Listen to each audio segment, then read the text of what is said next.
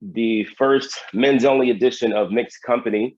My name is Ray Williams. I will be your host for the night, and I am pleased to have this esteemed panel of gentlemen join me tonight.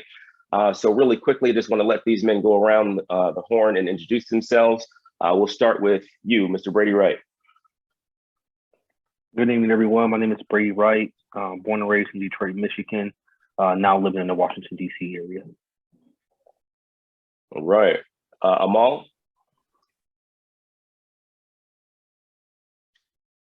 You're on mute.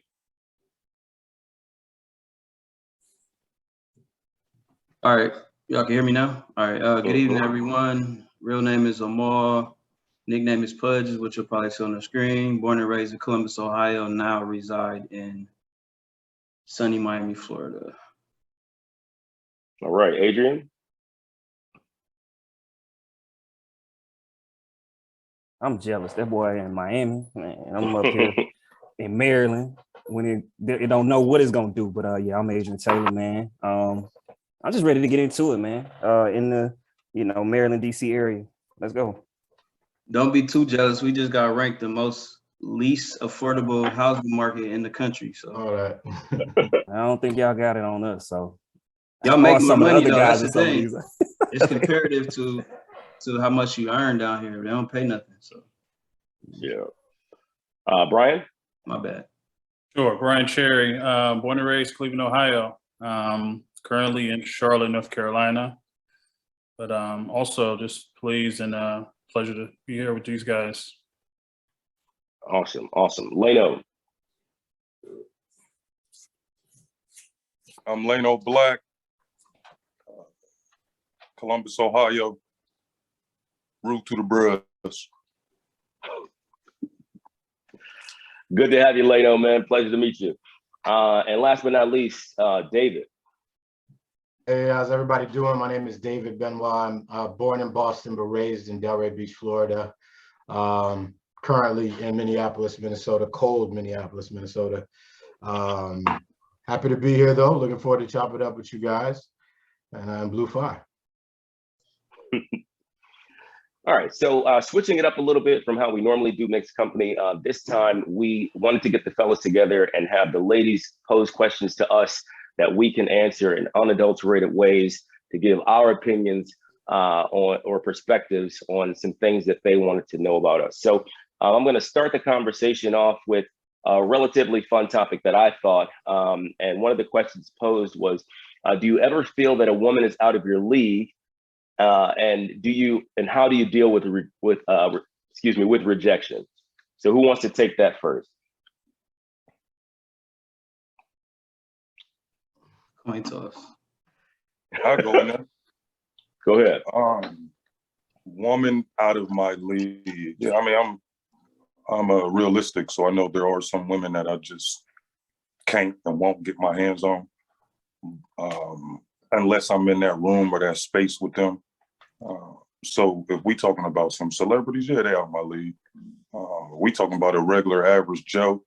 I don't believe in no average. I'm sorry, Joanna is out of my league. So she may feel that way. Dealing with rejection is easy. Just keep it pushing. It's not that it's not that hard to just go on to the next one. Right. Just keep it pushing. And when you're a hunter, it's easy. You're just gonna keep hunting. So, a lion only catch, I want to say, about 30% of his prey. My number's even less than that. So I'm just gonna keep hunting, and it never matters to me. That's what's up. Any other fellas want to answer that one? Out of my league, never. Never. Never. I just don't think that way. You know what I'm saying? I don't ever think a woman is out of my league. Never thought a woman was ever out of my league. I mean, if I didn't pull her, I didn't pull her. And at the same time, I can't really remember being rejected like that, to be honest. You know what I'm saying? But I think it's because, no, I'm just being 100. I think it's really because of my approach too. So, you know what I'm saying? I mean, I've been, hey, I got a man, that type of stuff I've heard. But like, you know what I'm saying? No, I ain't just straight up, no, I ain't never heard that before. But I think my approach is very, very easy. And what was the other part? How do you handle rejection? I don't know what that is either. See what I'm saying? I just said that. Nah, man, I I think that you know, of course, if a woman says no, she just says no, and I'm gonna move on. You know what I'm saying? Thank you for your time, beautiful, and keep it pushing. You know what I'm saying? It is what it is.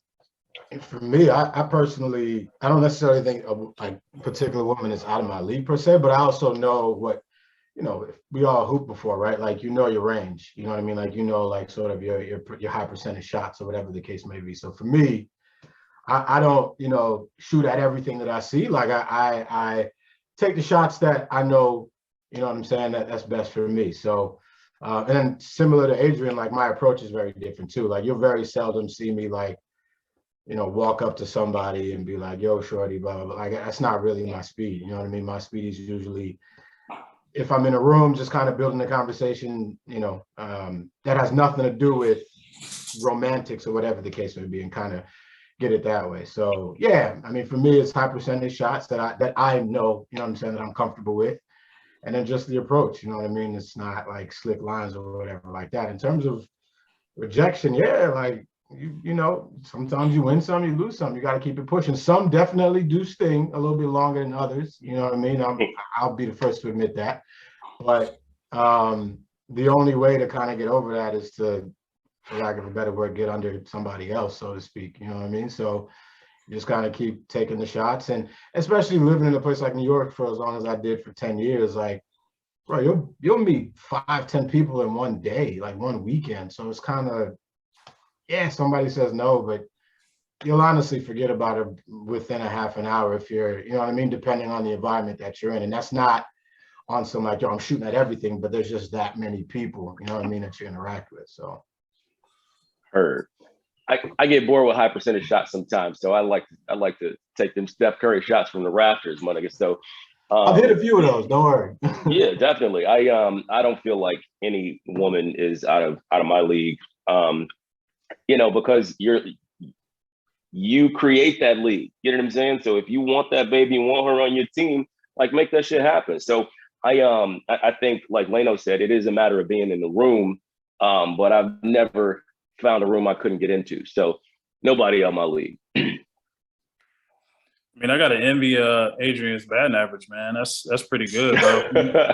Everything you swing at, you hit, man. I mean, we gotta find a way to market and scale that approach, man. No, I mean, I think like a couple of people said in a couple of different ways, and I think, you know, everything is about approach, everything is about practice. You know, in my experience, I think when you know how to read the room, and you know the type of women that you are in the environment of, you kind of know that there's some approaches that probably won't get the best results. And then equally just coming to people, you know, as a human being, man, with conversation. I think what I've heard and understood experiences that women like to engage with somebody who's going to have some type of conversation that's worth their time. So if you're interrupting their time when they're either talking with the girls or they're having a drink or whatever they're doing, man, if you know the right approach, you know, capturing her time and taking advantage of the time that she's giving you, I think, you know, your chances are much better. That read the room is clutch. So many people get that wrong. Like they just come in like, yo, I want her. Like if that's what works for you, great. But for me, definitely, reading the room is very important for me. Just like that doesn't mean don't shoot. It's like there's a time and a place. You know what I mean?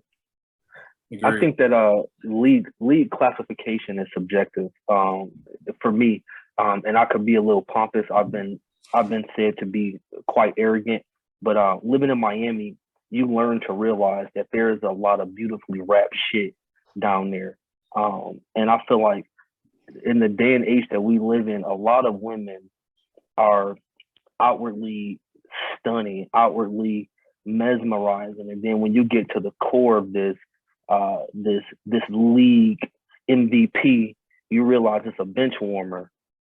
So I'll shoot my shot at just about anything. I'm probably, you know, one of the 8 smoothest men on this call when it comes to stepping to women. I mean, I know the bros will step to women. I know the Noops for sure. I even know Pudge through some mutual friends. So I've seen him around and about down in the MIAO. So, but with regard to accepting rejection, hearing a no prepares you for the yeses. it prepares you to go harder, to go smoother, to go more silky, to lay your bait a little bit better. And that's typically my approach. I like to catch an eye, but once I catch an eye, I'm not the guy that's going to dart in there and move on that interest. I need to lay the bear trap to make sure that your interest is just as genuine as mine. Because just like I believe the bruh said, he's a hunter, we like chasing, you got to also want to be caught, so you got to give some type of indication for me that it's worth the pursuit. Am I just chasing you around the room to, dig up your head? Nah, baby, I might be out of your league. That's what's happening. Now, watch this though. I got a question. So I know we all say nobody's out of our league, but I have found myself saying, like, I'm not even going to step to her right now because I ain't got what I want.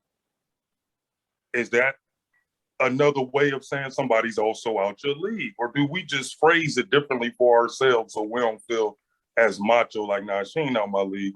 But to keep it 100, I have seen some things and I'm like, just not right now. Or I might know something, like I'll step to her later once I do what I need to do on this thing. Mm-hmm. Yeah, so, I mean, there have been a couple of babes that would require too much of a financial commitment that I'd be willing to give. So, that's I definitely hear that one, but that's not an assessment of her being out of my league. It's whether or not I think she's worth it. And a lot of times, like you said, it's a whole lot of pretty bums in Miami. So, not willing to make that investment in someone is a personal decision. I feel what you're saying though, Lano. Like I think that's kind of what I was saying too. Like I know, when I like to pick my shots and what scenario I do. That doesn't mean per se that like, oh, I can't bag her, but it's more so like I know my, my lane. I know my energy on like how I typically like to step to a woman. And if, the criteria isn't there for me, whether it's where we are or whatever, I don't do it. So I totally get it. You know what I mean? That you might see somebody like, oh yeah, she's dope. But, if for whatever reason things don't line up for you, for me, I don't take the shot. You know what I mean? I'm okay with that. I think having that fair assessment of your person too, to Lano's point, and really knowing what you have to offer, I think reciprocity is something that needs to always be in the mind of an individual when you're seeking to either build something platonically or romantically. You like, what do I really have to offer if I'm a step, and if to that degree, I understand, like, you might not feel like your best version of yourself right now. So let me hold off before I approach. Yeah, I get it. Or it could even be just that night. Like, yo, touche. Tired, I mean, I'm not in the zone mentally, like, Right. I had a long day at work. I just came to grab a couple of drinks with the homies. Like, I'm not really on that right now. Like, But we're not always looking to bag, but my radar is always on, if that makes sense. Yeah. So I'm not gonna miss an opportunity if I see it, but I'm not necessarily there for the opportunity. Yeah. I'm curious how women measure that, because I think some women may think that men always are supposed to be ready to bag, and just like everybody said, I think to some degree, you may just have a day where it's like, I'm not here for that. Like my radar is on. If I see something I think is maybe a diamond in the rough, that's a different story. But you may just be at a point where, I'm just not really feeling it right now. You may just come with your boys, grab a drink, like you said. But if I think sometimes people may measure that and say, oh, well, you're not assertive, or you're not aggressive, or you're not a go-getter. And it's like, well, that's not necessarily the case. It's just not that time. I also think there's something to be said about the platonic dynamic between men and women, right? Like, anytime we approach someone that we don't know, they assume that we're trying to bag them. And they put these guards up, and for us, it's like, damn, bitch, like I just said hi, or I just said, you look nice, and so there's this almost like combativeness that we don't know where it started, right? Is it because we were an asshole to them, and so now they have that guard up, or is it because they were an asshole to us, and so now we dogging them, So I think there's something to be said about like the state of the dating scene today. I think it's tough giving women's compliments sometimes. You know, I don't really do it too often because you just never know how it's going to be accepted, right? You know, there was a time where, especially being from the South, you're like, oh, you know, you're a nice looking young lady or whatever, you know what I'm saying? And that could be taken out of context. It's like, no, I just see that you're a nice looking young lady. It's nothing more than that to it. You know, hey, okay, keep it pushing. But, you know, but on the flip side of that, like, yeah, some women, a man could say that and then they bugging out, right? You know what I'm saying? Like, and you just like, I just wanted to compliment you on the dress that you was wearing. That was it. Nothing more, nothing less. Man, you can't even offer to pump a woman's gas no more. They're gonna look at you crazy. Yeah, man. I mean, so one of the things that I had to take into account is like the woman's need to protect herself. And you know, it's a lot of crazy creeps and shit out here, you know what I mean? But I think there has to be a balance of an openness and, you know, an ability to sort of, like you guys said before, to read the room. And I think like if you're in safe spaces, it's okay to have conversations, but I've just never understood like the idea of not even being cordial with someone that you're sharing a space with. That's weird to me. You know, like if you say hello to someone and her first response is, I got a man, or like she doesn't speak back or whatever, like that it's just fucking rude. Yeah, that's a good point, because like it's one thing if you're on the subway, right? Like, you know, she got her headphones on, reading the book, whatever. Totally get it. Like, you don't want to be bothered. But if you're like at a bar, you know what I mean? And I'm not saying simply because you're in a public space, you are open for that. But for the most part, like if you're at a bar or a party or an event or whatever, I mean, the assumption in most cases should be like you're at least open, being cordial. I think, Ray, you described it perfectly. Like just being cordial, even if you're not interested in me, right? Like, you know, just being cordial. I think that's the bare minimum, because that's just manners. You know what I mean? So no, that's a good point.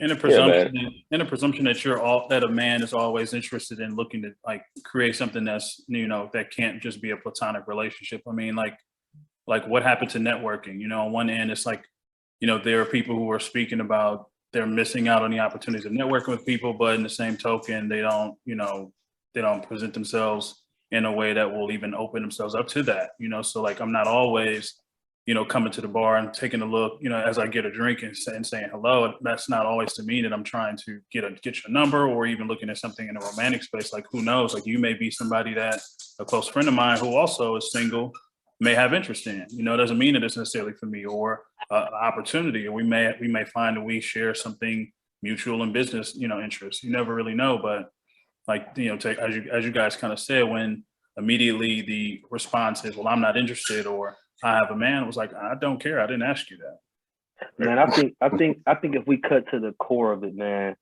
to get to the nitty gritty, I think most of us on here are gentlemen, and we're living in an age where the gentleman is going against the sucker, the simp.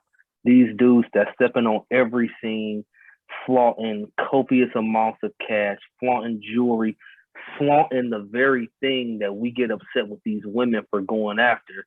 And they feel like prey, and they feel like if we're not dangling money and jewelry and cars, then why are they giving us their time? And some of us are just like, baby, just because I'm not wearing my money, my bread, don't mean I don't have it. But if that's what your MO is, then okay. I mean, I come from a big city, man. Detroit is probably one of the biggest, most stuntastic cities in the whole nation. Detroit is the reason why Atlanta is what Atlanta is today. Now we all familiar with the BMF movement. Those guys came from the D, moved down to Atlanta, and took that stunt and shit to a whole nother level. And now it's become a nomenclature in the Black community. You can disagree. You can step in if you got a rebuttal. Step in. Atlanta been studying for a long time, my brother. Freak Outcast, like they were not stunting to that BMF level, bro. They 100 to the level that it got to now. It absolutely did start with the BMF movement. Those guys came down to Atlanta and they would buy out entire clubs. They would have fleets of Lamborghinis and Ferraris, flaunting money to a way where it looked expendable. So when you have the everyday guy that steps on the scene, that's like, most of us work 9 to 5, just like baby, I can show you a gentlemanly good time, and I could dig your ass out in the sheets, but I can't pay your rent every month. Yeah. I ain't about to be taking you to Cartier every other month for Valentine's Day. I ain't going to Gucci and spoiling you. Nah, baby, that's not what we're doing. But I can teach you some financial literacy. Oh, that make me lame? I can teach you about investing in the stock market and the real estate, but that make me lame? Okay. So this is the dichotomy that we find ourselves in, if you ask me.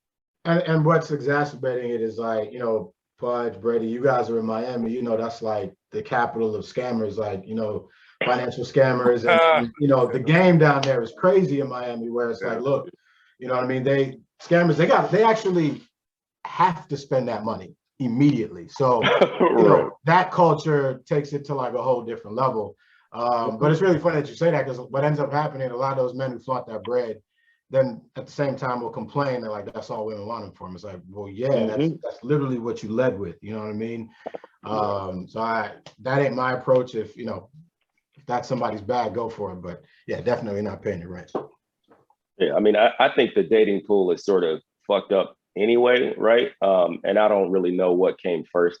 But you have women that have this this expectation of care from the moment that you meet them.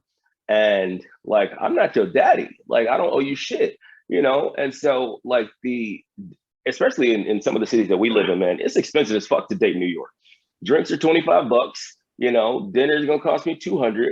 And if we go to 2 different spots, I done spent $500 for you to figure out if you like me. Nah, so like I think that the level of financial investment and the expectation of that financial investment has sort of skewed the dating pool. You got to take a different approach, man. You got to take a different approach. I think that when it comes to dating, like, we got it messed up because why? We trying to impress, like, but we enough. My whole thing was I switched it up, because I used to do that too. I would go on dates, spend all this bread, stupid, doing dumb stuff, trying to impress somebody. But it's like, but then you like, yo, you went out on a date and you don't even like, you spend $400-500 on a date and realize you don't even want to go out on a second date with them because you don't even feel them like that. Now you don't waste your money, but you feel like, okay, I'm kind of invested, so I need to keep trying to see them, right?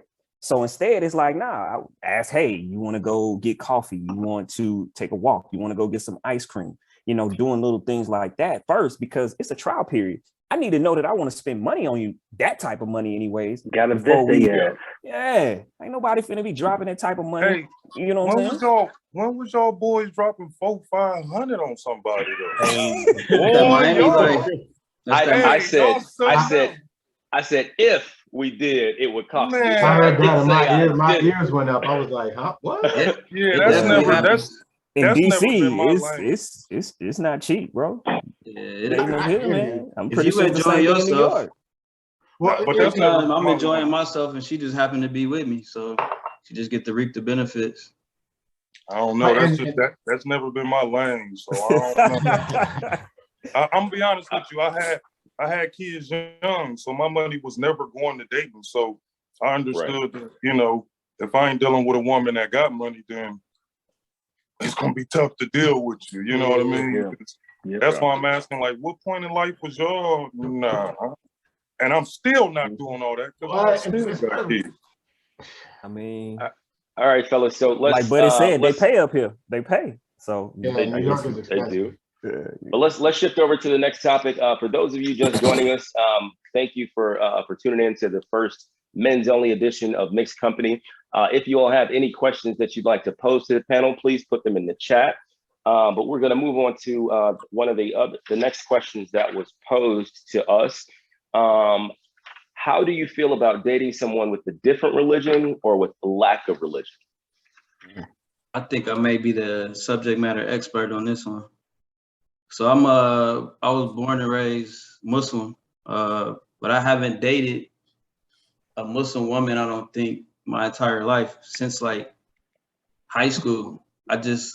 I live kind of a worldly life. I'm not embarrassed to say it, but it's not an issue for me. I think the issue really arises if you get serious with that person and y'all start to discuss having children, because that's when the issues arise. Like, how do you want to spend the Christmas weekend, or Are the kids going to fast during Ramadan and things of that nature? So if it's just two individuals enjoying life and going through the journey of life together, it's not that big of a deal. But when you factor in children, I think that's when it becomes more difficult.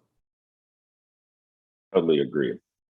Yeah, It ain't difficult for me because I ain't no Christian, so I don't celebrate Christmas. I don't play that game. Whatever you are, you are. I respect that. But just know I don't believe none of it, and I'm always questioning you about it if you want to talk about it. But I mean, that sounds good, but you don't know like how certain people was raised and how they hold those holidays in certain esteems. Like I didn't got to that point. It was like, well, we can't have a tree in the house. I'm like, for what? So, but if that's the person that you actively decide you trying to build a life with, like you actually got to take their perspective into consideration. You can't just be like, nah, I ain't doing that, because you dooming yourself from the jump. Like y'all really. But with me, I would have. But with me personally, I would already went over all of that before we even get to the point of, oh, there go a tree. You act like they be listening though. They don't listen. Say what? You act like they listen. They don't listen. They just hear what they want to hear, and then they be like, oh, no, I'm gonna change him. And then when they don't change it, then they upset. But I don't know if that might not be your experience, you know. No. I got you on that. That's facts as well. But I'm always revert back to what I told you when we were talking about this, and I gave you what I gave you. You gave me what you gave me, and with me, we're gonna always talk about it. Like I talk about religion with all my friends, male or female. We're gonna talk about religion, how you feel about it, how I feel about it. So, you know, we're gonna have that down pat. You bring a tree in the house, that's on you. Yeah, I mean, for me, I can. I'm sorry. Go ahead. You sure? Yeah, go ahead. Go ahead. I'll get after you. Yep. So for me, I was raised Christian, Baptist specifically. You know, I'm Haitian, and like that's like super big in our culture. And you know, grew up going to church 3-4 times a week with my mom, right? Like I didn't have a choice. Like that's where I was at. But you know, I've always had sort of a conflicting relationship with religion, the institution of religion. And you know, it coincidentally, my fiance she's not religious. You know what I mean? She believes in a higher power, but she's not religious. And I think meeting her when we first met, we did have like really strong conversations, me coming from a Christian background, but ultimately her and I felt the same. So I all that to say, I was fortunate where I'm ending up with somebody who, while was all the way on this side and I was kind of in the middle, allowed me to fully accept, you know, not really having a religion anymore. You know what I mean? So that was something that was always kind of in the back of my head anyway. So that's the fortunate part. So while we did conflict in the beginning, ultimately that's where I was going to end up going anyway. So it worked out. That may not be everybody's case. So I consider myself real fortunate. Yeah. So for me, I think that it all starts with a mutual decision to be respectful of another person's opinions. But with regard to long-term relationships, for me, I am a Christian. My wife is a Christian. For me, it was a non-negotiable when I thought about the long-term implications of how important belief systems play into a home setting for me. With regard to, as some gentlemen have mentioned, child rearing, other things that are simple as money values, gender roles, giving and receiving respect. I think that all of those things to a degree, well, for me, they were solidified as a result of the relationships and teachings that I got from my Christian upbringing. I don't like to consider myself a religious man. I consider myself a man of God. I like to follow in that example, and that's what I try to emulate in all of my existence and relationships. But there is a huge human component in that pursuit. And the human component is why I can sit and drink some Jameson and have dialogue with other like-minded men and agree and disagree on sensitive subject matter as religion, you know. So that's where it comes back to full circle for me, is to respect. I think piggybacking on that, I think finding commonality and in understanding principle and practice. I think like as long as you both have a understanding and reverence to a higher being, a higher power, I think that you through life and through time can kind of have an understanding of what you then take with that, because you know we can have our individual upbringings, but then as we become older and as we begin to learn more about life, like we understand how there's so many different things that have we've picked up through generations of religion and practice, and those things have also kind of continued to evolve. So I think what's always been successful, at least in my experience, is that there is a reverence and understanding that it's all powers is not necessarily within me. Like I have reverence to some higher being, some higher power.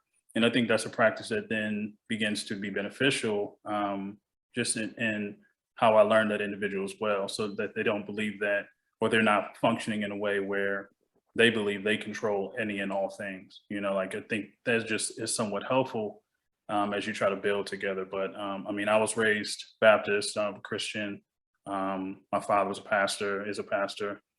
So that's one element that I bring to it. But then I think as life has kind of gone on, I realize that there are certain things about different religions that I also can kind of connect with. So that's where I find commonality with people who weren't necessarily brought up in the same way that I was.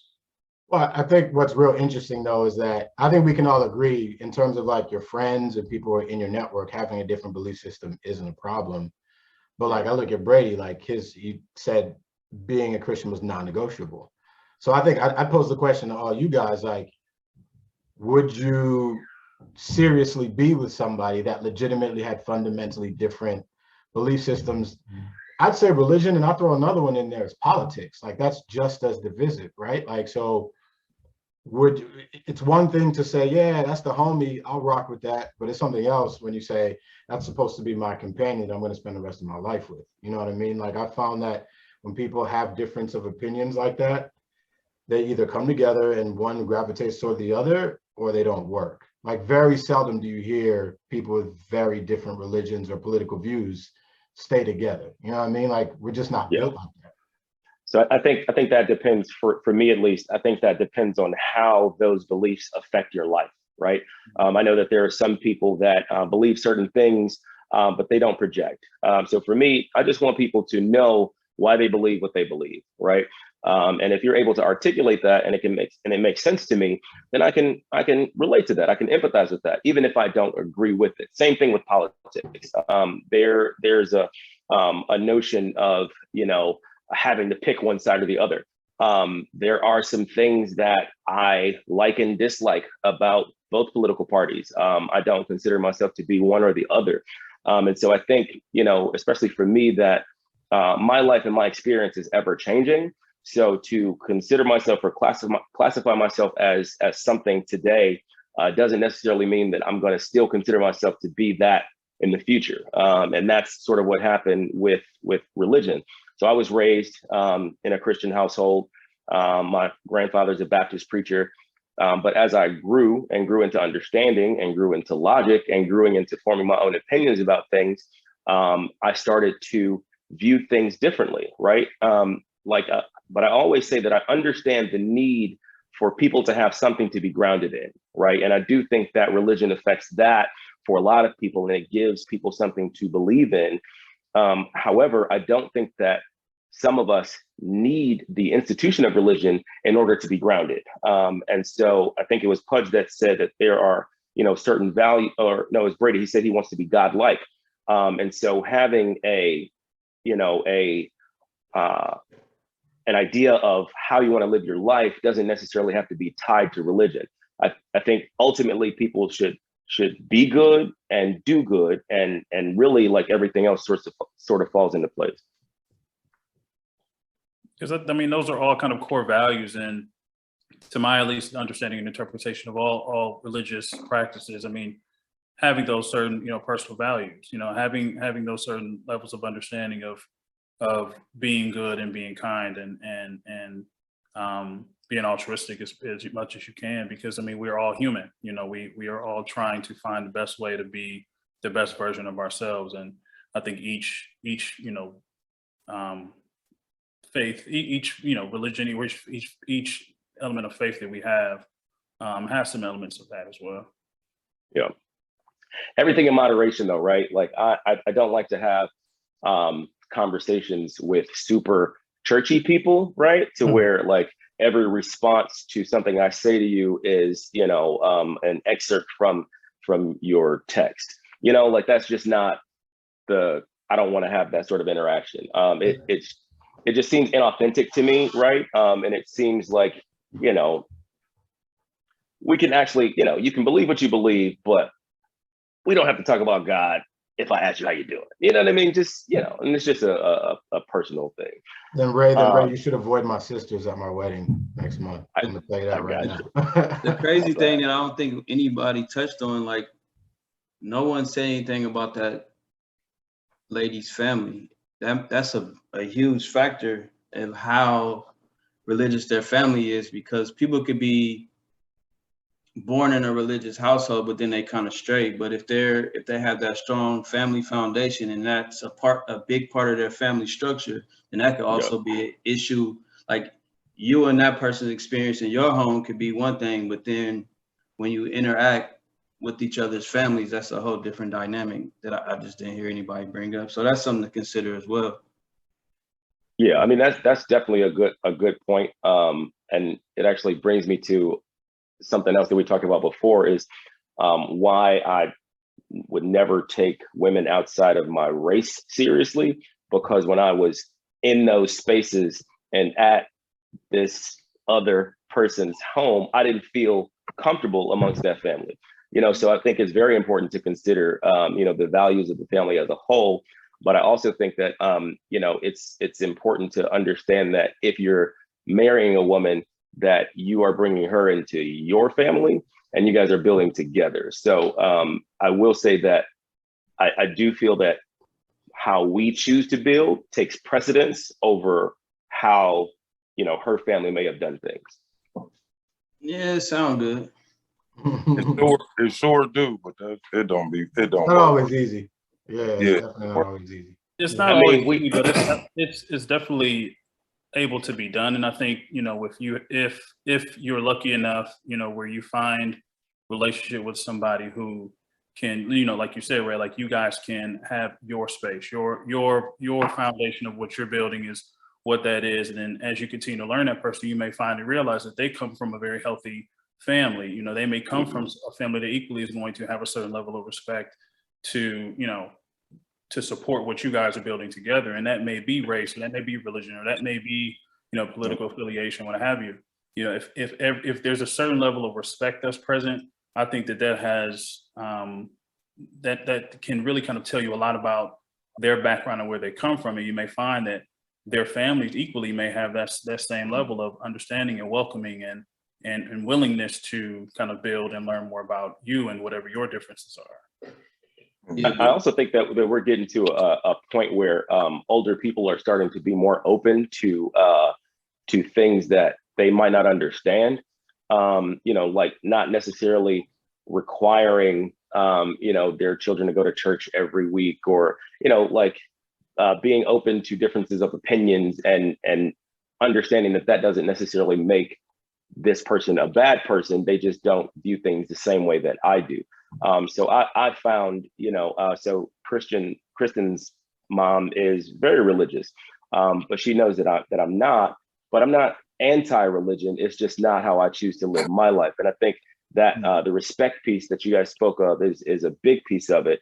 You know, like I never talk down on religion. I never tell anyone that they're wrong in their beliefs. It's just not what I choose to believe. And I think there is a fundamental difference in that. Yeah, one thing you said that just stood out.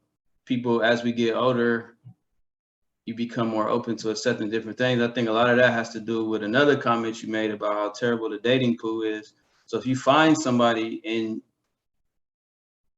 and for lack of a better term, they check all your other boxes, that the religion thing, which may have previously been a non-negotiable, it just isn't anymore, because you know, like, yo, I probably ain't gonna find someone that at least gets this far on my list. So you know, you become more compromising with age and wisdom. Agreed. Very Agreed. Any other any other points on this topic before we move on? Hey, All man, right. religion is religion. It is what it is. Get around it. It shouldn't be a situation that stop you from being with somebody, man. It's religion. It's religion. Yeah, I would be more encouraged about dating someone with another religion than dating someone with no religion, because like I talked to a chick that was an atheist, and now we just had a huge disconnect, because I'm not a religious person, but I'm a faithful person. And like I forget who made the comment about just understanding that there's a higher power and a responsibility to be like a good human. Like, she didn't have any of that, so it just didn't work. But isn't that a religion though? Not Atheism? by my Being understanding, not by my limited understanding. Maybe you could break it down, but I don't recognize that as, but you know. I thought it was a religion. Atheism? That's what I thought. I said, I could just be ignorant. I don't claim to know everything. So maybe you can school us real quick. You got your elevator speech? I ain't got it because I'm not religious, and I don't, that ain't my time. I got you. Yeah, that ain't my time. Yeah, so I think the way that I heard it articulated is that atheism is, it's not a disbelief in God, but a lack of belief in God, right? So it's like, they don't acknowledge that there's a God at all. It's not saying, there isn't one. So I think that's, and I could be wrong in that, but no, I don't consider atheism to be a religion. So this next question, kind of important, man, and I'm looking forward to the discussion about it. So there's a notion floating around social media that Black men don't protect Black women. Do you agree with this? And if not, what are some ways that you protect Black women or show up for Black women? Ooh. This is a loaded question, and I'm extremely loaded. Super loaded. Like it spirals. Like the word protection for me also means like, let's get into it. Women, like all that. You know what I always go back to for me, and I, whether we're country or from up north, I feel like we all know this saying, "A hit dog will holler," right? So like when a particular person is saying Black men don't do this and that, if I feel like me as an individual, that doesn't pertain to me, I'm not jumping into that trying to give 3 or 4 cases as to why or whatever. Because if you're offended, like, what you got to be offended about? You know what I mean? So it's an interesting debate that I don't get into because, hey, I'm marrying a Black woman, and I've never felt like I've ever mistreated a Black woman simply because she's Black or whatever. If I may have done some foul shit or whatever, it might just be because she may have done something to me, or in that particular time of my life, I was just a shitty human being. But like, it isn't because she's Black, you know what I mean? So I always go back to a hit dog will holler. Like if that doesn't pertain to me, which 9 times out of 10 it doesn't, I don't jump in that argument. I'm not the defender of the Black man, like, because we're not all monolithic. We all live different lives, you know what I mean? So for me, I just don't get in it unless it pertains to me specifically. Heard. The way I've heard it a lot of times, and I agree, I think protection has been used, it's been a very broad term used in how or if Black men are protecting Black women. What I think in some cases, it depends how it shows up, I think particularly, or it's heightened when there are certain things that are taking place in the news. If there is a popular artist or song that's come out, and there's responses to certain social media influencers or things of that nature. I think that's when some of those things kind of come up.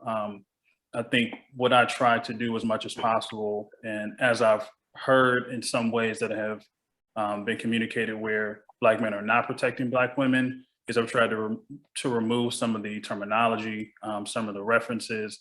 I've tried to not necessarily support some of the people or ideas that are floating around that they feel are offensive.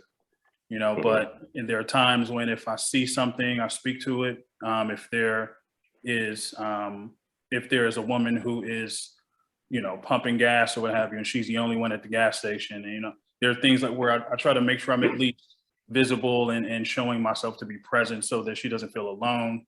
I think that, again, it really kind of just depends in some ways, and I don't take that away from anybody who feels that they're not being protected, but I just think that is a very broad term, you know, as far as in how or when it's being done or if it's being done. And I respect and understand that it can have heightened levels and feel different for them depending on what's going on. If I may jump in. Oh, go ahead. Yeah, go ahead, Brady. You got it. Take it. I just wanted to properly frame it. Like, so for me, I'm taking notes on some of the brilliance that you guys are speaking. But I want to frame this question properly, right? So this question comes up quite often towards Black men. And I somewhat agree and disagree with what David said. I agree that a hit dog will holler, but I sometimes get offended by this notion because I'm an identical twin of 5. We only have one girl in my family. It's my little sister. And then being the bruh, you know, a part of our makeup is sometimes centered around making sure not only the Black woman is protected, but the Black household is protected, right? So for me to properly frame protection, I also wrote down respect, expectation, and accountability. And I feel like in order for protection to manifest, there needs to be an understanding and a mutual reciprocity of respect in the dynamic between man and woman. We see a huge lack of respect for Black men nowadays that probably comes most disrespectfully from the Black woman. But yet there's an expectation that we should harness this disrespect and welcome this disrespect and still protect. And then in that expectation, when a man, and I've seen it in many different instances where men are trying to protect women and the woman won't be accountable for her own actions. So essentially the protection that they're saying they want, they actually are rejecting because they're rejecting the opportunity that they had to, 1, articulate their expectations, 2, show a mutual sense of respect for this man that's trying to protect them, and then 3, be accountable for their own behavior. So for me, I'm kind of unfortunately on both sides of the coin. Yeah, I hear you, but Brady, don't you ever get tired like having to like defend the entire Black male gender? You know what I'm saying? Like, I do, man. I do all the time. You know what I mean? Like, look, I know how I was raised, and I take care of my own. But like, I'm not about to, because there are shitty men out there. Like, let's be very clear. I agree 100%. You know what I mean? So I'm not about when I'm around, man, and a woman is in need of anything, whether she needs help down the stairs, help with her back. Even the other day, I was at the grocery store with my wife, this older Black lady. She wasn't too old to carry her back. She just had like 3 cases of water. I just offered. I said, ma'am, you know, can I help you put those in your car? Yeah. She was unalarmed because I was with my wife, so that probably was disarming. She saw my wedding ring, but still, I felt like that was a form of protection. But there have been other times where, you know, I was in New York a couple of weeks ago. A young lady had slipped down the stairs. I tried to help her up. I don't need. Yeah. Well, you said New York, so that's yeah. You got it. So I'm just like, so that's how I frame it. You know, protection, respect, expectation, accountability. I think this is a testament to just don't believe what they say about Black people. And so you can give me a statistic that's positive, that's perpetuated through society about Black people, maybe 3 of them, then I'll start believing what they say about Black people. But until then, I don't believe it. But the positive thing about it is Black people are in so much competition within, and I'm speaking on the positive side, that if you're down in us, then we gonna step it up in that category. Like how they always used to say Black men don't take care of their kids. That's like a competition now. If you ain't taking care of your kids, man, you ain't. Yeah. You know, we don't look at that as being what's up. So as long as they perpetuating that through society, it's gonna make Black men over protect the Black woman, which we already are doing that. But again, I'm not believing nothing you say about Black people. negatively until you can give me statistics that you say positively about Black people, which you can't give me 3 of them. So, you know, I let that ride, and I continue to overprotect Black women like I do. I want to, like, this question is so broad, I didn't even really know how to respond. I was just over here in my head, but I want to bring something up to y'all, because I think we all agree here, correct? So Yep. I think I've had this conversation many, many times with many different young ladies, and one of the repetitive things that always comes up is holding each other accountable. And us being Greek, right? You know the cloth that we cut from and how we used to do things. It might not necessarily be the way we do things now, but can you all personally say that you've been in a situation where you've seen behavior from one of your brothers specifically, and you held them accountable for being out of place in that setting? Absolutely. Absolutely. 100%. Yeah. Absolutely. Yeah. Like, And that took time. I think that took time for me to get to, because while I realized as I was younger, my affiliation to my fraternity kind of it was hard. You know, there were opportunities where I should have stepped up and as a person, as a man, as a human being, and shown up differently. But I think as I continue to mature and I continue to get older, I realized, frat aside, family aside, you know, work aside and everything, I have to remain centered in who I am as a man, who I am as a person, and stand on my character. And I think as I began to do that, as I got older, I realized that spilled over into fraternity life and my family life and in my love life and different things like that. So that regardless, at the end of the day, you can always say Brian showed up as Brian. I think an example really quickly, a friend of mine had recently had surgery. Female friend of mine, she's a Delta Black woman, and she had surgery, and she asked me to, you know, help her do some stuff around the house. And, you know, I told her I would and gave my word that I would do it. Well, the day got away from me, and it kind of just slipped my mind. And while I know I could have just been like, you know, all right, well, my bad, I didn't get to it. It wasn't something super serious. And the next day she could have still had it done, or it could have still been done. It just didn't sit right with me that I made that promise and didn't stand on it. You know, so the younger me would have been like, she'll be all right, she'll get over it. But I had to go outside of my way to make sure that I made it right. Because what I don't want her to do is to think that that's the type of person that I am. And equally, I want to make sure that I'm setting the stage or setting the bar for anybody that she is pursuing in any degree, or has, you know, a man that she's interested in, or, you know, what have you, that would say, at least I know that this is an example of a man who was standing on his word, who was being a man of character and a man of honor. And I just didn't want to, it just didn't sit right with me not to do that, you know? So David, to answer your question, yes, it's exhausting as fuck. But I also feel a certain level of responsibility to call shit out when it's not being presented correctly. And I struggle with, right, like when I want to do that and when I don't, because there was a time where, you know, I felt like I had to speak on every time someone said something that I didn't agree with. But, you know, the growth that I've achieved now, I can scroll past that shit and like keep my opinion to myself.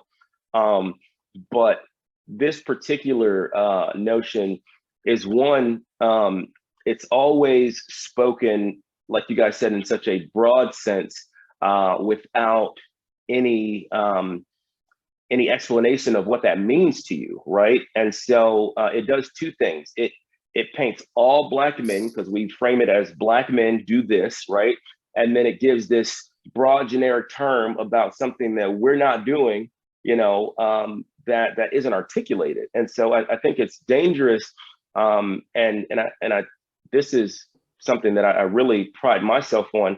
I think it's very dangerous for us as Black people to publicly shame other Black people. If it's something that we feel or think, I think that's an in-house discussion, right? And you should be having those conversations with your sons, your uncles, your fathers, your brothers, right? And it's a community thing. but I think it opens the door for outside people to also disrespect us, right? Because they feel that there's no respect amongst us, amongst each other. So I think that's a very, very dangerous thing for us to do, to publicly shame and ridicule one another. And I understand I'm not taking away anyone's experiences, but I do think that we as a collective have a responsibility to hold each other in the best light. So one of the questions that just came through that they posed to us was, do we as Black men feel protected by Black women? So I'm curious to hear your take on that, gentlemen. I think that kind of goes to the same, it's in the same way, it's interchangeable, like that's a very broad, protection is a very broad reference and statement, I mean? Yeah. It's applicable in different ways. I mean, how are we talking about protection? Are we talking about see something, say something? Are we talking about when there are opportunities where you can advance someone of Black race, into a position like professionally or socially? I mean, are we talking about refraining from using negative connotations around certain, other Black men or Black women? I just think it's very broad. And I mean, I don't think it's fair to say, no, we don't feel protected. I don't think it's equally fair to say, yes, we always feel protected. I think, it's very specific to certain situations. And it equally isn't fair to them. Like you said, Ray, it's not fair for us to take, to carry that load to say that we're protecting all Black women in all scenarios and in all ways, everywhere. Because like we know that there's some shitty Black guys. I mean, equally, there's some shitty Black women and there's some shitty white women, there's some shitty white guys, so on and so forth. I think it's kind of hard to say that everybody does that. Yeah. I think it's easier to point out the red herring, right? Like the biggest red herring that really bugs me is the fact that like Black men more than likely date outside their race, when it's quite literally not true. Like the overwhelming majority of Black men are married to or in long-term partnerships with Black women. But because we see these high-profile athletes or musicians or whatever dating the Kim K's or whatever, we look at that red herring and that outlier as fact, simply because it's the opposite of the norm. So to me, Ray, like that to me is my answer, in that I think as a unit, I think we do well for each other, Black men and Black women.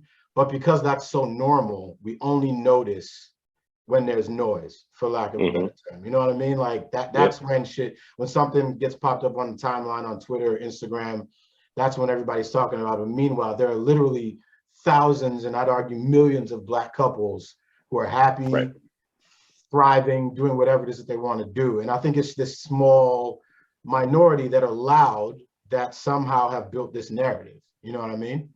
Yeah. And it doesn't mean that we don't have our own traumas and our own internal issues amongst our families, but I think overwhelmingly the majority were fine. You know what I mean? That's my personal opinion. Yeah, I agree with you 100%. So do people, do you guys know, who is most likely to date as far as interracially? It's probably the Black man. No, it's not. It's a white man and an Asian woman. That is the most interracial couple. But when you think about it, that's what's on people's mind, is that it's Black men, and it's not. We're not even close. You know what I'm saying? No. And so, that's something we have to make sure to kind of change that narrative, because that's the problem. Interracial somehow automatically means Black and white, and that's probably because it's one of the most one of the most undesirable relationship mixtures that there is, right? And I agree with brother Taylor, who said that the white man and the Asian woman. My wife and I were in Toronto for the Valentine's weekend, and literally every other white man that we saw was with an Asian woman. It was blowing us away, because I didn't know, one, that there was that many Asians in Toronto. There was a lot of white boys, but every other couple was Asian and white. But to answer the question that was posed, do I feel protected by Black women? Sometimes. I feel like, and it's always in the most extreme cases too. Either I got to be getting my ass beat to death by the police, got to be getting jumped by some dudes. I can't just be protected in the way that they also equally desire to be protected. And you know, a lot of the women will probably chime in and say, well, it's the man's role to be protected, to be the protector. That would be a holistic answer if we had eyes in the back of our head, you know. But what about as children? I want to take it a little deeper. You know what I'm saying? Because we're talking about not being protected by Black women. I'm feeling that as a child, that you grew up not feeling protected, you know, by possibly your mom, right? You know, I had a situation, you know, growing up where a lady took advantage of me. You know, she was my babysitter. And so I can remember, you know, as I got older, telling my mom about the situation. And, you know, the only thing my mom said was, well, at least it's not happening anymore. And, you know, as a boy, you know, you think that this is pretty much your first line of defense, right? That this is the person that's supposed to protect you and be there for you. And then that doesn't happen. And that's their response. You know, it really brings some trauma into you, you know, on how you feel and how you also look at women as well, too. So, you know what I'm saying? Just giving it a different perspective. But yeah, you know, that happens as well, man. Appreciate you sharing that. I'm sorry to hear that. I appreciate that, man. So I want to, like, that question took me to a place, right? So to feel protected, I feel like we have to present ourselves or allow ourselves to be perceived as being vulnerable.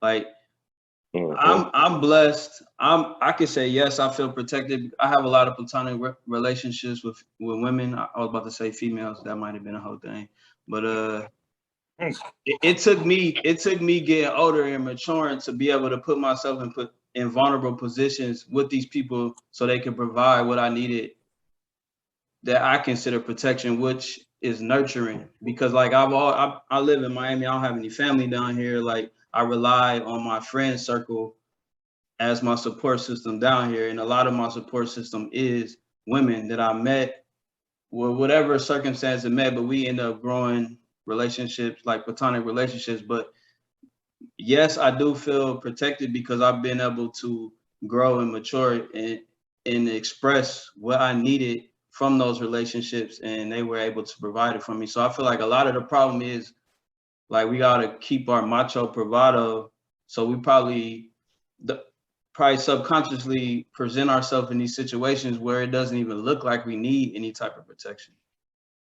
And I think that leads into something that Brother Taylor mentioned, is a lot of trauma that we as men are often dealing with. I mean, if we look at what's going on in modern day society, you know, to bring up, I think it was David mentioned the interracial relationships that get polarized. You look at what's going on right now with Kim K and Kanye. On one hand, what could be perceived as serious mental illness disorder. On another hand, from a different lens, it could be perceived this is a Black man fighting for his family. On another end, it could be perceived as a parody to the fact that this extreme socialite of a woman is dating an extreme socialite of a comedian, right? So it could be completely polarizing depending on what your vantage point is, right? But it all boils down to what is internally happening in households and internally with men when we're laying down at nighttime, having to deal with ourselves. What traumas are we trying to filter through so that we can be protectors, so that we can be providers, so that we can be lovers and good fathers and good friends, good mentors and mentees? We are trying to unpack a bunch of shit every day. And not to take away that our Black sisters are also simultaneously dealing with the exact same combination, if you will, of issues that they're trying to filter through. So essentially, we need each other. That's what I'm saying, ladies, if you can hear me. We need y'all and y'all need us. Let's get cut through the bullshit. Yeah. Go ahead, Ray. No, you got it. I was just gonna say I hate the notion of the independent, you know, I don't need a man mentality. That's all I was gonna say. You got it, Brian. No, I mean, I agree with that, which is a whole other conversation. I'll let other brothers pick up on that. But I guess my question to you guys, when I also hear the protection piece, like I'm curious, like, do Black women feel like that when Black men are not protecting you if it's outside of a relationship space? Like, if there is an interracial relationship, does that is as a Black man dating outside of his race, does that mean that you're not protecting the Black woman because you're choosing relationship that's outside of the Black race and vice versa? Like, I think that sometimes is what I typically hear as far as not feeling protected, is if it's in the space or of relationship, because outside of that, I don't really necessarily hear that conversation. So I think, and I'm probably gonna get it in the comments for this, but I think that a lot of women are hypocritical. When they see a Black man with a white woman, they have bad things to say. But if they see a Black woman with a white man, it's like kudos, girl, you know. And I think that sort of comes from, and I've tried to analyze it and wonder why that is. And I think it comes with an assumption of comfort and stability in whiteness, right? And not that same comfort and stability from a black man. And then I guess a feeling of abandonment from us because, you know, he didn't choose this Black woman, and a sense of, I guess a social boost for this Black woman because she's with the white man. So there's like a hypocritical dynamic there, where like for a Black woman to date a white man is somehow celebrated, but for a Black man to date a white woman is shunned. You know, love is love in every situation except for when it's a Black man with a white woman. And that's only because everything about us is stereotype and our statistics are given as negative. So it's always going to be like that. Everything about them is given as positive. So it's always going to look like that. So That's just true, us perpetuating these ridiculous stats and ridiculous this ridiculous rhetoric is simply ridiculous, because it'll never come back around to Black men do anything good. Black women don't do anything good, but white men do everything good and white women do everything good. So that's why that will always look like that. And until that changes, it will never change. We'll always have these negative statistics and negative outlooks on us. So I don't believe any of it. So do Black women protect Black men? Yes. Do Black men protect Black women? Yes. Because until you can give me positive statistics or rhetoric on us, I don't believe none of the negativity. If somebody always telling you ain't shit, you can't believe them. Simple as that. And so the other thing that I'd like to offer here is, so if within your circles, you don't feel protected, you need new fucking circles.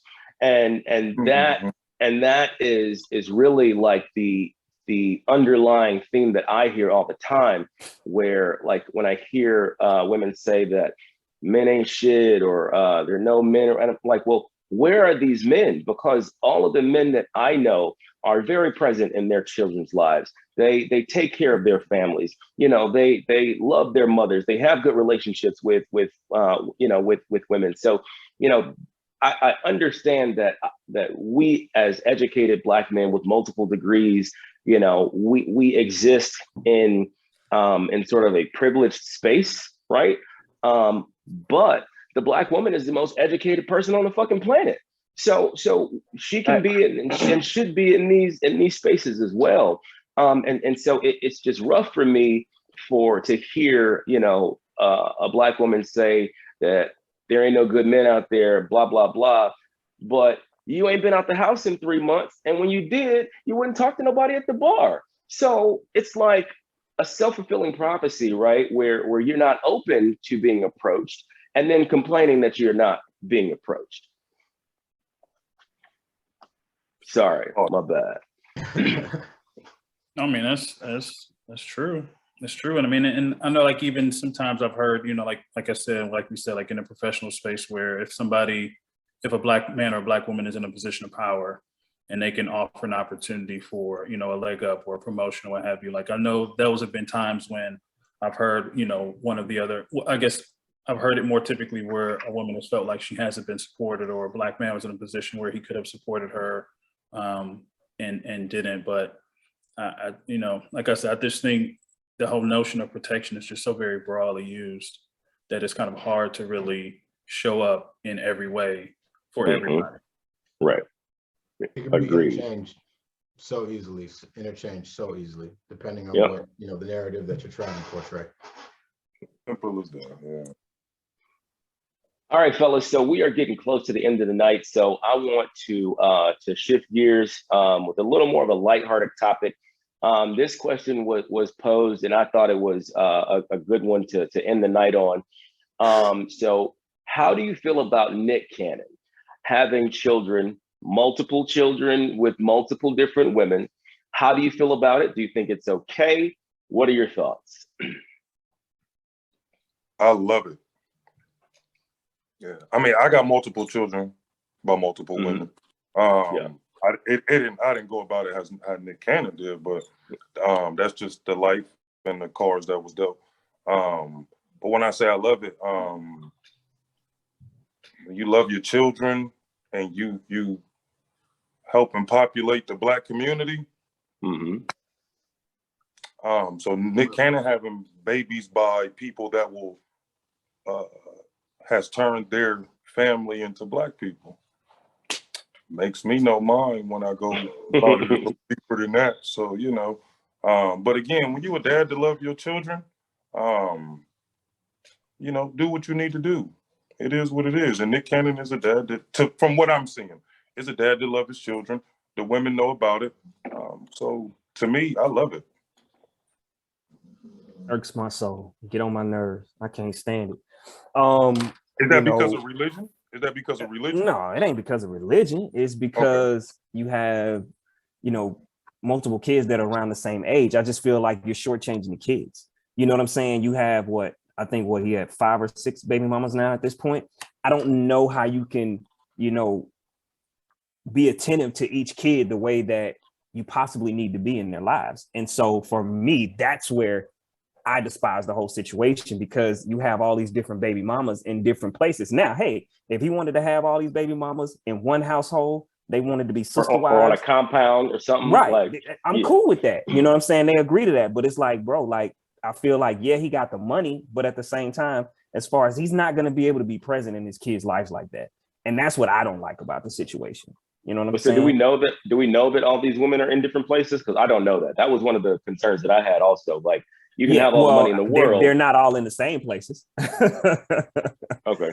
I didn't know. Yeah, they all. I mean, we don't do Tom Brady like that. We don't do Tom Brady like that. He done played for 22 years, got 2 different baby mamas, and we don't, America, I'm not saying we on this phone call, but America doesn't do Tom Brady like that and question throughout his time, was he taking care of his kids and gave them enough time? No, we don't do them like that. So, bro, Tom Brady had 1 and then had the rest with his wife. So you know what I'm saying? Like, he has 1 outside of his marriage, not 3, 4, 5, 6. You know what I'm saying? Different where they all spread it out. No, I mean, a lot of people are that way, right? You had a child when you were younger, and then, you matured, then you may decide to have more kids. We're talking about different situations. Anybody like that, you know what I'm saying? Anybody, whether they're Black, white, orange, purple, I don't care. I think it's crazy. But I'm more concerned with the Black community. Why? Because I'm Black. And, that's the community that I'm a part of, right? But yeah, it's come on, man. I think we could, use like Donald Trump or somebody else, than Tom Brady. Because he got multiple kids with multiple baby mamas and Go to Tom Brady, and he ain't been home in 22 years, they say. 2 baby moms, and one of them is his wife. What are you talking about? I think Nick's situation is a little different. Nick is very intentionally and deliberately impregnating multiple women at the same time and building this harem. Did he trick them? Did he trick them, or did they agree to it? I don't. So they've all had maternity issues, and that motherfucker been there. If they said let's do it, what's the problem? Look, here's what I'll say. I'm speaking from my personal experience. My father has 5 kids with 3 women, right? So been married the whole time. Do with that information as you will. But I'll tell you that like for the first 10 years of my life, like I didn't have a relationship with my dad, you know what I mean? But it took me getting into some serious trouble in Boston to move to Florida to live with my dad, where I had a black male figure in my life to literally whoop me into shape, and B, like actually build a legitimate love for my father. So I'm quite literally torn between the both, Adrian and Lano, because at the end of the day, as long as he's there, being able to take care of his kids, more power to him. But at the same time, I also understand that there is a point where you literally don't have enough hours in the day to be present in all of your children's lives. I'm an example of that. You know what I mean? So look, as long as somehow he's able to be with all of his kids, and there isn't like a set hour for that, right? Like he takes care of that. That's up to him. But as long as he does that, that's great. But there is a legitimate effect of not physically being present in your kids' lives as much as possible. Like there absolutely is. I'm an example of that. If I didn't move to actually be with my father, I can tell you right now, I would not be here. Now, my experience is not the same for everybody, right? Like we're not all monolithic, everybody's different. But that to me speaks the importance of the black man in the household, right? So if that black man isn't continuously present, you know, there are some effects to that. That's what I'll say.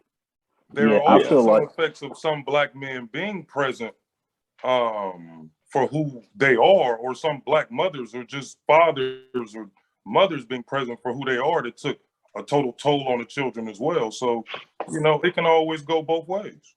Absolutely. I agree, but I think that, you know, for me, it vexes me deeply in my heart as a man. I grew up in a split household. My dad had my brother and I with my mom, and then went and got married and had a whole nother family. And a part of my disdain for what is being represented as the extreme irresponsibility on Nick's part, and that irresponsible behavior being justified by his financial state, I feel like it goes against what the majority of us are trying to work toward. Well, let me say, it goes towards what I am trying to work towards as a black man, is the reestablishment of the black family. And I feel like things like what Nick is doing constantly gets propelled into the spotlight because our counterparts, these other races, while they are continuing to build more significant glues to hold their households together, we are perpetuating irresponsibility, especially at the plight of the black man. We can go and sow our seed here and there, and it'd be okay. In some instances, I can understand where you're in a relationship and you're intimate with someone and you end up having a child and you make a decision, a conscious decision to have a child. But I feel like what Nick is appearing to do, I don't know him personally, so let me just clear that up. It just appears irresponsible, and it makes the black community as a whole, especially the black man, look irresponsible. And I know a lot of men I have cousins and friends that have multiple children with multiple women, and they are absolutely 100% present in every one of them kids' lives on a regular basis, and almost seamlessly. You wouldn't even know that they had their children by multiple women. So I understand that. But do I agree with how it's being perpetuated? I don't. I feel like it's made to look like a joke. We're made to look like a joke. Like we don't take the family dynamic serious. And for me, I'm offended by that because I know he loves his kids. I mean, it's obvious that he's a good parent. But every other week you see on TV, Nick is pregnant with another woman. It's like, come on, man. Like, what the fuck, man? Like, I mean, at least bang these women. Excuse me, I apologize. Bang these women with some protection. I mean, in a matter of a year, he's had, what, 3 or 4 kids? Yeah. That's 3 or 4 women that you're having unprotected sex with. You're perpetuating all the things that I feel like our society is trying to get away from. So y'all jump on me now. Well, so I agree with you, Brady, but two things that I'd like to offer. One, I don't think, I have a hard time calling it irresponsibility because I feel like it's very deliberate, right? Like I think Nick wants to have these children, right? Like he's taking it back to ancient times where, men had, when men had multiple wives and, there was a hierarchy in the household and, all these women are pregnant by the same men. So some of me and my boys asked ourselves, we posed a question, sorry to interject really quickly. We asked ourselves, has Nick found out some detrimental medical information? And he's like, I'm wealthy. Let me spread the seed. Let me be fruitful and let me multiply. Let me get mine out there. I was like, I don't know if that's the case, but go ahead. I don't either. But the other thing, you feel it's deliberate. I do. I don't think that he's, I don't think that he is accidentally having children. I think he's intentionally having sex to have. This motherfucker had like 3 baby maternity shoots in like a week. He's happy, you know what I'm saying? And so the other piece that I wanted to interject, and this goes back to really like the theme of the evening, is that in so many instances, our entire community is judged by what one Black man does, right? But only negatively, right? Like there's nothing so great that a Black man can do to make you look at all Black men in that way, right?